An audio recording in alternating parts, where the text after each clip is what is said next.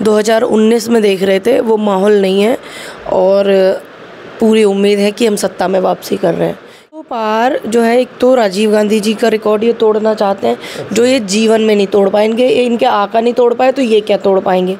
को संविधान के साथ छेड़छाड़ करना चाहते हैं, संविधान को बदलना चाहते हैं, इसलिए संविधान के हित में एक एक व्यक्ति गठबंधन को वोट कर रहा है। इसकी लड़ाई में इंदिरा जी ने अपने गहने बेचे हैं, आपकी तरह गहने चुराए नहीं हैं। किसान नेता के रूप में उभरे और कांग्रेस के लिए जी जान से जुटे हैं पूनम पंडित, बहुत स्वागत है आपका। धन्यवाद भैया। किसान जब आंदोलन चल रहा था तब अच्छी तरह याद होगा आपको, आप सोशल मीडिया पर छाई हुई थी और आज जो कांग्रेस के प्रचार में आपका डंका चल रहा है, तो क्या कहेंगी 2 दिन बाद चुनाव है, क्या पोजीशन है? देखिए, जैसे हम 2019 में देख रहे थे वो माहौल नहीं है और पूरी उम्मीद है कि हम सत्ता में वापसी कर रहे हैं, क्योंकि एक एक कार्यकर्ता लगा हुआ है गठबंधन का, एक एक कार्यकर्ता मेहनत कर रहा है, उसका जो रंग है वो दिख भी रहा है। अब एक जैसे एक था ना पहले कि मोदी लहर, अब वो नहीं है। वो तो कह रहे हैं 400 पार है।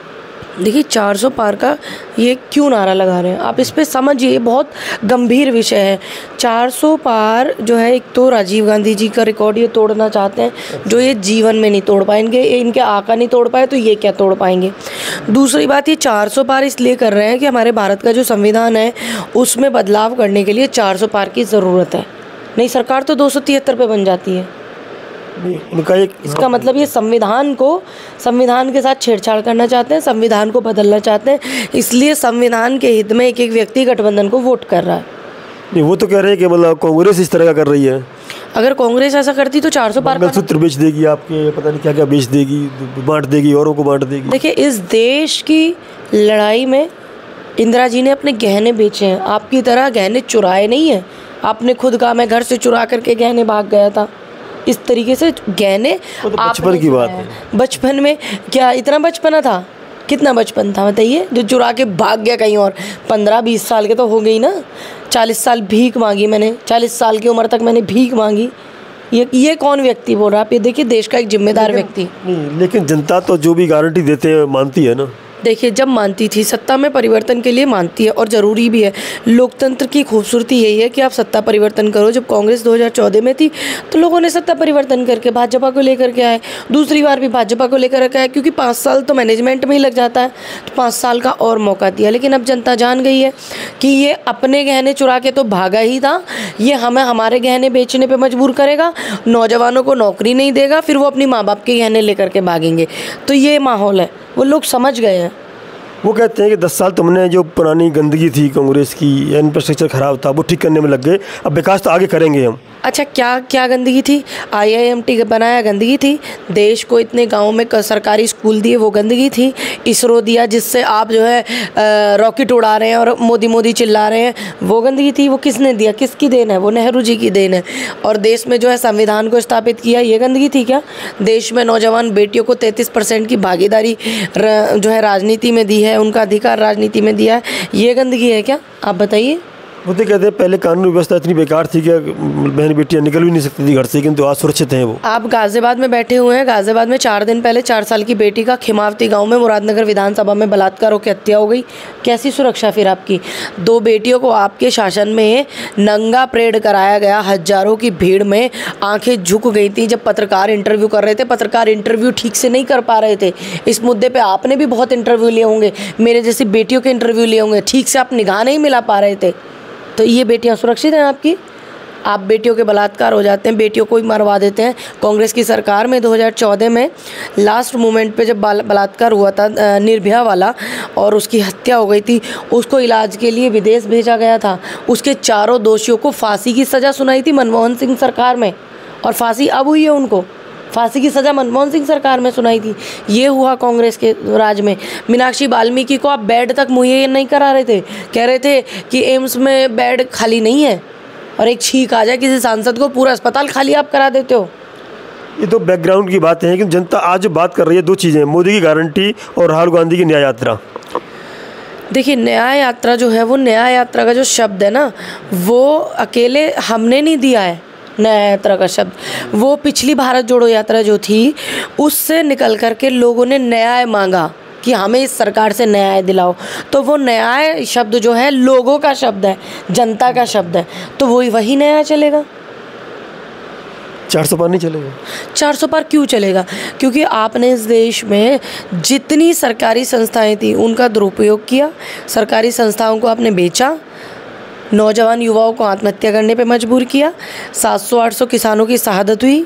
आपने जो आज लोकसभा का चुनाव आप लड़ा रहे हैं टैनी को, वो एक हत्यारा है, उसने किसानों को उकसाया, उसने किसानों के साथ, उसके बेटे ने किसानों की हत्या की। आप ऐसे व्यक्ति को चुनाव लड़ा रहे हैं तो 400 पार कहाँ से पहुँचेंगे? 400 कानून का काम है ना। 400 पार पहुँचने के लिए दिलों में भावनाएं होनी चाहिए, ईमानदारी करने का जज्बा होना चाहिए, काम करने का। तो कह रहे हैं मोदी के एक इशारे पे, एक आह्वान पे, या एक मतलब और लोगों से वोट मांगते हैं तो लोग वोट देते हैं। और राहुल गांधी के लिए कितनी भी भीड़ हो किंतु वोट भी नहीं बदल पाती वो। देखिए, अभी नरेंद्र मोदी जी गाजियाबाद में आए थे, 7,000 लोगों की भीड़ थी। मतलब लाखों की थी? नहीं, आप चेक करिएगा, 7,000 पुलिस वाले थे और 7,000 ही जनता थी। गाजियाबाद में आए थे, यहीं इसी लोकसभा पे। विधानसभा में सारी सीटें हमें देखिए, हमें भाजपा के जो कुछ कार्यकर्ता है वो भी बहुत सपोर्ट कर रहे हैं। वो समझ रहे हैं इस बात को कि देश का जो संविधान है, देश में जो लोकतंत्र है, देश में जो भाईचारा है, देश की जो व्यवस्थाएं हैं, देश के जो मूल मुद्दे हैं, ये उनसे हमें भटका रहे हैं, मस्जिद और मंदिर में बांटने का काम कर रहे हैं। नहीं, मतलब विकास की बात कर रहे हैं। किया क्या? दिखाओ। कह रहे हमने इतने विश्वविद्यालय खोल दिए, नए। कहाँ खोल दिए? हर हफ्ते हर जिले में मेडिकल कॉलेज खोल दिया। देखिए, हर हफ्ते एक विश्वविद्यालय खोलने की चर्चा की थी देश के प्रधानमंत्री जी ने। कहाँ खुला है? कहाँ? फीते कटे हैं बस इनके, खाली प्लॉटों के फीते कटे हैं। मेडिकल कॉलेज हर जिले में होगा, ये आह्वान किया इन्होंने। देखिए, कहाँ है हर जिले में? आप बताइए। होगा, उन्होंने कहा होगा। 10 साल से क्या कर रहे थे फिर आप? मतलब 2047 तक हम भारत को विकसित राष्ट्र बना देंगे। अच्छा, आप रहेंगे 2047 तक देश के प्रधानमंत्री? पार्टी रहेगी। देश के प्रधानमंत्री, परमात्मा उनकी उम्र लंबी करे, क्या वो रहेंगे 2047 तक? पार्टी सत्ता में रहेगी। सत्ता में पार्टी रहेगी, जितना बेचा है, और आने वाले समय में जनता को बेचने का काम करेंगे। जनता को कैसे बेचने का काम करेंगे आप बताइए? जो 400 सिलेंडर 13 में जनता खरीदने तैयार है, फिर भी वोट दे रही है, तो जनता को कहाँ दिक्कत है? देखिए, कुछ चीज़ें ज़रूरत की ऐसी हो जाती हैं कि इंसान उनके बिना रह नहीं पाता है। वही वोट भी दे रहा है। नहीं, अब वोट नहीं देगा। उनको नहीं पता था कि अब ये माहौल ये कर देंगे जो कर रहे हैं। चुने हुए मुख्यमंत्रियों को जेल में भेजते हैं, जो चुना हुआ सांसद है उनकी जो है लोकसभा में स्पीकर को बंद करते हैं। क्या है ये? वो कहते हैं तो कानून अपना काम कर रहा है, हमारा क्या है? ये कानून करता है कि आप लोकसभा के स्पीकर को बंद कर रहे हैं? नहीं, जेल बात जाने वाली बात है। कानून सरकार किसकी है? जेल जा गए, जब कोई घोटाला किया तभी जेल गए ना। अब जब घोटाला करते, कोर्ट ने जमानत नहीं दी, इसका घोटाला किया है। नहीं, एक मिनट, जब आपके फेवर की चीज़ें होती हैं तब आप ऐसा करते हो, उससे पहले क्यों नहीं करते? हम तो खूब बोलते कोई गलत करा जेल भेजो, लेकिन आपको पता था 2024 का चुनाव है, विपक्ष से गठबंधन है, तो आप जेल भेज रहे हो। नहीं, ये तो कानूनी प्रक्रिया है। कानूनी प्रक्रिया इनके मंत्रियों के लिए क्यों नहीं है? इतने सांसदों पे इनके, इतने कोर्ट जाओ, बलात्कार के मुकदमे चल रहे हैं, वो कोर्ट में ही है वो सारे मुकदमे, तभी तो रिकॉर्ड निकल के आया कितने सांसदों पे बलात्कार के मुकदमे चल रहे हैं। अजय मिश्रा टैनी क्यों जेल में नहीं है? बताइए। उसका बेटा रह तो ले जेल, बेटा जेल में रह करके छूट के आ गया। दोषी तो वही था ना। क्यों? दोषी उसका बेटा भी था, वो भी था। साल भर बाद जमानत मिली है ना। साल भर बाद जमानत मिलने के बाद वो कैसे छूट के आ गया 5 लोगों की हत्या करके? बताइए। कानूनी प्रक्रिया पर सवाल नहीं उठा सकते आप। हम बात करते हैं, आप देखिए, कमाई, दवाई, पढ़ाई, सिंचाई, इन पे कमाई क्या दी जनता ने? जनता को भाजपा ने शिक्षा क्या दी? जनता ने स्वास्थ्य सुविधाएं क्या दी? कोरोना काल में कुत्ते लाशें खींच रहे थे। वैक्सीन जो है पूरे देश में, विश्व में सबसे अच्छी व्यवस्था थी भारत में। क्या अच्छी व्यवस्था थी? आप वीडियो निकाल करके देखिए, गाजियाबाद में लाशें खींच रहे थे कुत्ते। और जो स्वास्थ्य मंत्री था उत्तर प्रदेश का, आज वो चुनाव लड़ रहा है लोकसभा का यहाँ से, उसने एक भी फ़ोन नहीं उठाया। वो कहता था कि मैं अपने आप को बचाऊं या तुमको बचाऊं, तो वो कहते थे हमने आपको वोट दे के जिताया है। वो विधायक सदर सीट से, और यहाँ उत्तर प्रदेश में स्वास्थ्य मंत्री था। किसी के लिए कोई काम नहीं किया उसने। तो कह रहे हैं सबसे वैक्सीन जो लगी भारत में लगी, फ्री में लगी। देखिए, वैक्सीन फ्री में आपने अपने घर से नहीं दी है। आपके यहाँ चवन्नी जैसा निशान होगा बाजू के ऊपर, वो भी कांग्रेस ने दिया था। जब कोई महामारी आती है, सरकार की जिम्मेदारी है। आपकी तरह नहीं है कि आपने 200-400 रुपये की वैक्सीन लगा दी और उसके बाद 1000 रुपये का होर्डिंग लगा करके प्रचार कर दिया। वो कह रहे हैं कि हमने जब घोषणा पत्र पर आते हैं, घोषणा पत्र कांग्रेस का एक तरफ बीजेपी का है। हमारे पास गारंटी पत्र है। गारंटी पत्र में से इनकी आदत है चुराने की। इन्होंने उसी में संकल्प पत्र में वही चीज़ें जोड़ी हुई हैं, आप मैच कर लेना। नहीं, उन्होंने कहा कि जैसे लखपति दीदी बनाएंगे। क्या बनाएंगे? लखपति दीदी, और मध्य प्रदेश में शायद इसीलिए वोट मिला उनको। अच्छा, लखपति दीदी बनाएंगे। जो दीदियों को तुम नंगा घुमा रहे हो उनको क्या लखपति बनाओगे? उन बेटियों की रक्षा ही कर लो, सुरक्षा ही कर लो। लखपति तो बात की बात है। नहीं, वोट भी तो मिल रहा है इस बात में। देखिए, अब तक मिल रहा था। एक मतबर से इसको ही मत उठाइए। हिमाचल में हमने सरकार बनाई, तेलंगाना में हमने बनाई, कर्नाटक में हमने बनाई, ठीक है? तो सिर्फ एक मध्य प्रदेश को ही मत आप उठाइए। राजस्थान छत्तीसगढ़ की बात करते हैं। हाँ, राजस्थान में सरकार हमारी थी, वहाँ पे है कि मतलब हर बार रिपीट नहीं होता है कुछ इस तरीके का। लेकिन अगर हम चर्चा करें वोट की, पूरे वोट की, ये जो 5 स्टेट के चुनाव हुए थे, 4 करोड़ 80 लाख वोट मिला था भाजपा को और 4 करोड़ 81 लाख मिला था कांग्रेस को। 4 करोड़ 91 लाख, ठीक है? तो वोट बैंक किसका ज़्यादा हुआ? बात नहीं है, जीत होती है। देखिए, जीत से मतलब अगर आप रिकॉर्ड निकालेंगे तो आप पूरा रिकॉर्ड निकालिए ना। सरकार किसकी बनी? सर ठीक है, लेकिन वो जोड़ तोड़ साठ गांठ जो ये करते हैं वो देश देख ही रहा है, इसीलिए सत्ता में नहीं आ रहे हैं। छत्तीसगढ़ में तो बहुत ही प्रसिद्ध मुख्यमंत्री थे आपके।